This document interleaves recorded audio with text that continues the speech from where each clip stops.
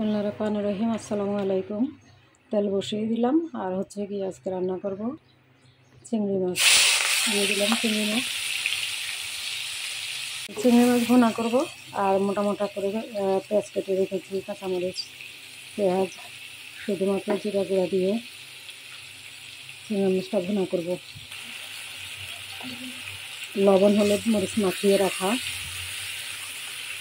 চিংড়ি মাছ তেলের মধ্যে ভাজতেছি আর এটা শুকনো ভুনা করব।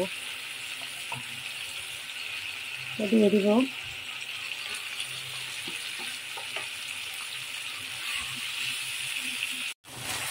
চিংড়ি মাছ ভুনাটা কেমন লাগতেছে আমি জানি না, আপনাদের কাছে কেমন মনে হচ্ছে। আমার কাছে তো মনে হচ্ছে খুবই ভালো।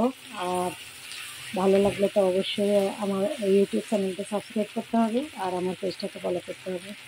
তো এখন আমি দিয়ে দিব, চিংড়ি মাছ হতে সময় লাগে না, আপনারাও জানেন আমিও জানি। এখন আমি জিরা গুঁড়া দিয়ে দিব আর একটু নেড়ে ছেড়ে তুলে দিব।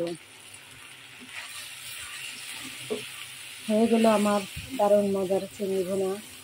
আর এটা দিয়ে ভোর রাত্রে ভাত খাবো ইনশাল্লাহ। তো সবাই ভালো থাকবেন। আসসালামু আলাইকুম।